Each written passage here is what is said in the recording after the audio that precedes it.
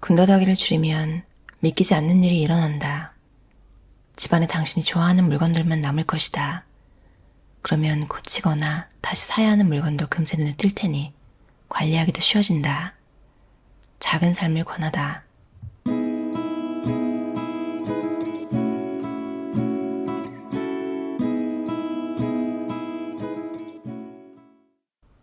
여러 개 있는 물건들을 정리하기 시작하면 처분할 수 있는 물건들이 당장 수도 없이 눈에 들어온다.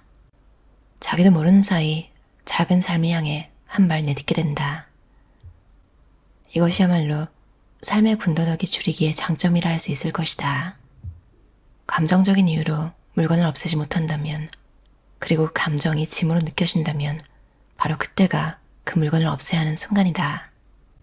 소유물을 처분하다 보면 자신이 꿈꾸던 이미지를 포기해야 하는 경우도 생긴다. 작은 삶을 추구하다 보면 꿈을 접어야 하는 경우도 생길지 모른다. 하지만 이게 항상 나쁜 건 아니다. 지금 당장은 힘들지 몰라도 꼭 필요한 과정일지 모른다. 꿈꾸던 이미지를 포기해야 자신의 진정한 가능성을 온전히 직시할 수 있기 때문이다. 소유를 줄이다 힘든 지점에 다다랐을 때 이 사실을 기억했으면 좋겠다. 이 지점이 유난히 힘든 이유는 실제로 정리하기 어려운 물건들이기도 하지만 뭔가 중요한 걸 포기하는 듯한 느낌이 들기 때문이기도 하다. 꿈을 포기하는 정도는 아닐지 몰라도 소중한 뭔가를 잃어버릴 위기에 직면하기 때문이다. 따라서 이 힘든 지점을 통과하려면 헤어지기 어려운 물건을 포기한 대가로 훨씬 근사한 선물이 기다리고 있다고 되뇌어야 한다. 정말 아끼기는 하지만 별 쓸모는 없는 물건에 미련을 두는 것보다 작은 삶을 선택하는 쪽이 낫다고 말이다. 떠나보내야 한다는 것을 알면서도 선뜻 포기가 되지 않을 때는 줄일수록 더 풍성한 삶이 된다는 사실을 기억하면 망설임의 끈을 끊을 수 있다. 우리에게 필요한 최소의 집, 우리 사회에 필요 이상으로 근사하고 비싼 차를 장만하는 분위기가 조성돼 있다면 필요 이상으로 넓은 집을 장만하는 분위기도 마찬가지다. 사람들이 더 넓은 집을 사려는 이유는 여러 가지가 있을 수 있다. 지금까지 살던 집이 좁아져서 수입이 늘어나서 부동산에서 이 정도는 충분히 감당할 여력이 되지 않느냐고 하니까 남들에게 자랑하고 싶어서, 아니면 넓은 집이 드림홈이 될 거라고 생각하니까 등등. 사람들이 집을 점점 넓히는 또 다른 이유가 있다면 말리는 사람이 없기 때문이다. 우리는 사회에서 이런 주문을 읊조린다. 최대한 큰 걸로 최대한 많이 사. 돈을 벌면 원래 그래야 하는 거야. 우리 주변에는 큰 게 아니라 작은 걸 지향해도 된다고 얘기하는 사람이 없다. 작은 집에서 또 행복할 수 있는 이유를 얘기하는 사람도 없다.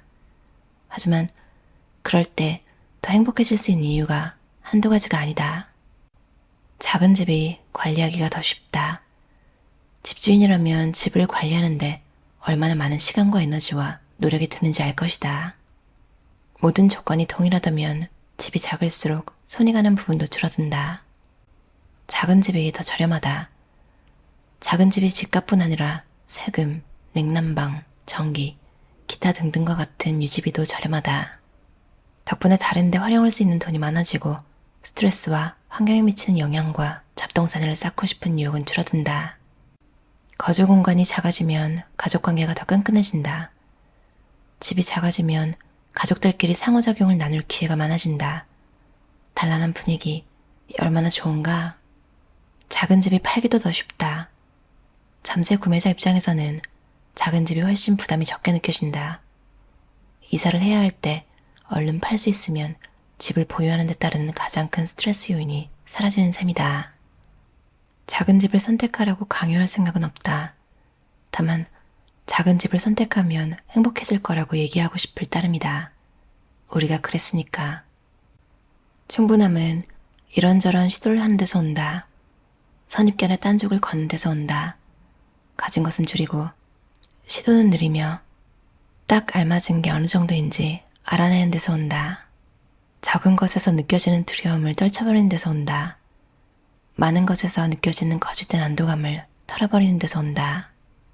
더 많은 걸 가졌다가 모두 잃어버리고 정말로 필요한 게 뭔지 깨닫는 데서 오기도 한다. 충분함은 오랜 노력의 종착점이다. 두려움과 식탐과 자기의심과 과대망상을 극복해야 한다. 우리의 목표는 영원 불변의 충분함을 찾는 것이 아니다. 지금 당장 나에게 충분하다는 건 어느 정도인지 파악하고 달라지는 상황에 적응하는 유연성을 기르는 데 필요한 도구와 전략을 찾는 것이다. 패트릭 론. 충분함의 기준은 수많은 요소를 감안해 개인적으로 찾아야 한다. 찾아 나서지도 않는데 저절로 내 앞에 나타나진 않는다. 신발을 간단한 예로 들어보자. 신발이 몇 켤레 있으면 충분할지 아는 사람이 과연 있을까? 작은 삶에 관심이 있는 사람이라면 한 켤레라고 대답하고 싶은 유혹을 느낄지 모른다. 하지만 출퇴근용 신발을 텃밭에서도 농구 코트에서도 신으려는 게 아닌 이상 한 켤레로는 부족하다. 적어도 2켤레는 있어야 한다. 정장용 구두가 필요한 사람은 3켤레는 있어야 할지도 모른다. 그럼 3켤레면 충분할까? 사람에 따라 그럴 수도 있고 아닐 수도 있다. 중요한 사실은 대부분의 사람들은 이런 고민을 전혀 하지 않는다는 것이다. 고민은커녕 신발장에 신발이 8, 9켤레 있어도 또는 28, 29켤레 있어도 필요하다 싶은 신발이 세일을 하면 신나게 사서 들고 온다. 감이 단언하지만 우리들은 대부분 필요 이상으로 많은 것을 소유하고 있을 것이다. 충분한 지점을 이미 오래전에 넘어섰을 것이다. 더 이상 입지 않고 심지어 마음에 들지 않는 옷들로 옷장이 미어 터진다고 집집마다 아우성이다. 옷장에서부터 삶의 군더더기를 줄이는 실험을 시작해보면 어떨까? 옷을 50% 혹은 25%만 남겨놓아도 사는데 과연 아무 문제가 없을까? 장담하지만 아무 문제 없을 것이다. 문제가 있기는커녕 옷장에 좋아하는 옷들만 걸려있으면 아침에 준비하는 데 드는 시간도 훨씬 줄어든다. 내가 자주 듣는 질문이 있다. 필요와 욕구는 어떻게 구분하나요? 내 대답은 항상 똑같다. 당분간 그거 없이 지내보면 알게 됩니다. 중요한 건 너무 심각하게 고민하지 말고 뒤로 미루지 말고 지금 당장 시작하는 것이다. 지금 당장 집안에 필요 없는 잡동사니들이 뭐가 있는지 살펴보자. 행복하고 보람찬 인생을 사는데 필요한 물건이 얼마나 적은지 알고 나면 진정한 자유를 느낄 수 있을 것이다. 아침마다 이부자리를 정리한다. 난장판은 난장판을 부른다. 그 현상이 가장 쉽게 나타날 수 있는 곳이 방이다. 방의 중심이라 할 수 있는 침대가 어지럽혀져 있으면 그 주변으로 잡동사니가 쌓인다. 따라서 방 청소의 맨 첫 단계가 이부자리 정리이고 날마다 깔끔하게 지낼 수 있는 맨 첫 단계가 매일 아침마다 이부자리를 정리하는 것이다. 설거지를 쌓아놓지 않는다. 옷장을 항상 넉넉하게 비워놓는다. 외투가 집안 곳곳에 나뒹구는 데에는 그럴 만한 이유가 있다. 옷장이 너무 빽빽하면 번거로워서 그렇게 된다.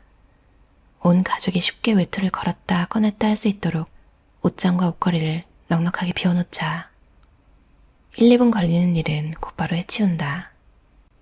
쓰레기를 버리고 냄비를 닦고 리모컨을 있던 자리로 치우고 빨래를 바구니에 넣는다.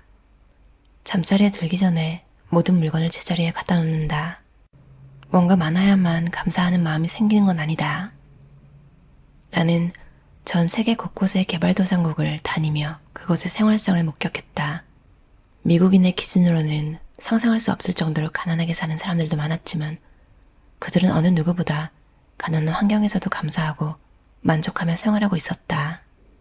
감사하는 마음은 누구나 가질 수 있다. 처한 환경에 관계없이 날마다 그러기로 마음만 먹으면 된다.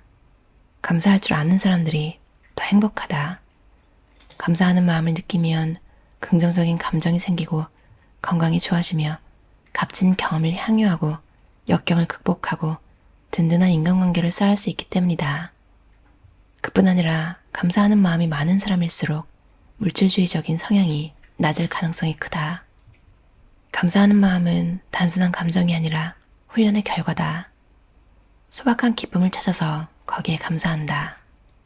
감사하는 마음을 가지면 이 세상에서 나의 위치가 어디인지 더욱 잘 이해할 수 있다. 나에게 찾아온 행운에 집중할 수 있다. 거의 모든 면에서 행복감이 높아진다. 한마디로 말해서 삶에 만족할 수 있는 가장 확실한 방법이다.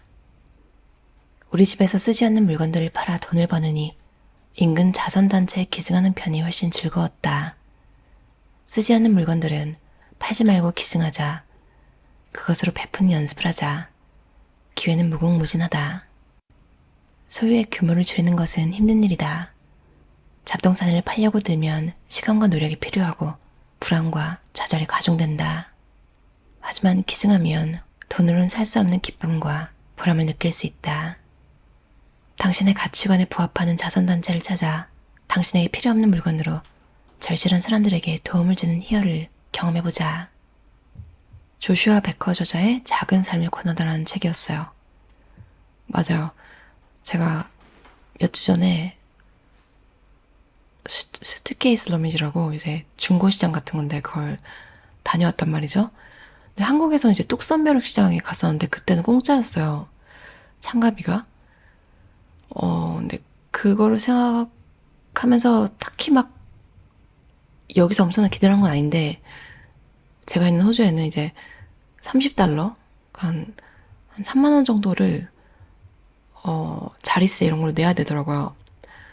근데 그러니까 어떨지 모르잖아요. 그 사람들이 얼마만큼의 뭐랄까요, 그 시세, 그 가게마다도 이제 옷이나 뭐 이런 게 가격대가 다르잖아요. 그런 것처럼 중고마켓이면 좀 아무래도 다 저렴하게 살려고 나왔을 텐데 호주는 어떨까 했는데 역시나 와 진짜 장난 아니더라고요. 그러니까 손해를 봐서 손해라기보다 입장료랑 그 일요일 통째로 다 날린 아침부터 5시 전까지 집에 못 가게 해요. 아니 가도 되는데 적어놨어요. 이제 손님들 올 텐데 막 자리가 비어있고 하면 좀 별로지 않겠느냐. 그래서 웬만하면 자리를 지켜달라. 사실 11시부터 5시까지 거기 하루 종일 있어야 되는 건데 입장료는 건졌죠. 그러니까 마이너스는 아닌데 마이너스죠. 마이너스. 그 돈이 벌리긴 벌렸는데 얼마 되지도 않고 저는 이미 제 물건이 다 다른 사람들한테 간 거잖아요. 그러니까 사실 번 것도 아니죠. 진짜 그날 느낀 게 그냥 레드크로스라고 그리고 또 뭐지? 비니스? 호주에는 그렇게 이렇게 있어요. 우리나라는 아름다운 가게였던 걸로 기억하는데 그냥 거기에 갖다 줄 걸. 그러니까 지금 이 저자가 말한 그 기분이 뭔지 알거든요. 원래 저는 기부를 했었고 이번에 중고시장을 처음 가봤는데 정말 되게 별로였어요. 다시는 안 갈 예정이고 제 옆에 어떤 일본인 여자분이 그분도 처음 온 거예요. 그리고 간간히 이제 스몰톡을 했는데 슬쩍 물어봤거든요. 너 다시 올 거야? 이렇게 해보니까 그러니까 일본 사람들은 또 약간 좀 돌려 말하는 게 있잖아요. 그러니까 막 사실 처음 만난 사이에서 누구나 다 그렇겠지만 그냥 제가 대놓고 물어서 너 올 거냐고 난 안 올 거야 하니까 자기도 절대 안 올 거라고. 근데 손님으로는 진짜 좋을 것 같았어요. 뭔가 필요한 게 있을 때 돌아다니다 보면 흥정하는 것도 되게 쉽고 던져봐서 안 되면 그냥 안 사면 되니까. 근데 또 핸드메이드로 뭐 만드시는 분들한테는 좋겠더라고요. 거기서 이제 팔 수가 있어가지고 아무튼 몇 개 이렇게 기부할 게 있는데 안 팔고 그냥 기부하려고요. 퍼즐 같은 것도 한번 완성하고 나면 또 다시 하기 싫잖아요. 그 퍼즐 작년에 했던 게 있는데 딱 다시 이렇게 상자에 넣어놨거든요. 그런 거 그냥 기부하려고요. 여러분들 뭐 생각난 게 있으시면 바로 지금 꺼내가지고 내일 기부할 이렇게 준비를 해놓으셔도 될 것 같고 공간 한 군데라도 오늘 집에 정리를 해보는 건 어떨까요? 필요 없는 거 내놓기. 그리고 저자가 말한 것처럼 옷장도 좀 널널하게 너무 빽빽하지 않게 1, 2분 걸리는 일이니까 그냥 싹 한번 정리해 보시는 건 어떨까요? 그리고 사실 1, 2분 타이머로 맞춰놓고 하면 은근히 길거든요. 그래서 할 게 되게 다양하게 있어요. 2분 동안 뭘 해야지 하면 그런 것도 머릿속에 이제 짜투리 시간 났을 때 뭐 하지? 이런 거 미리 생각해 놓으면 되게 쉽게 할 수 있는 것 같아요. 1분 심호흡하는 명상하는 것도 정말 좋고. 조슈아 베커의 작은 삶을 권하다였습니다. 들어주셔서 감사합니다. 편안한 저녁 시간 보내세요.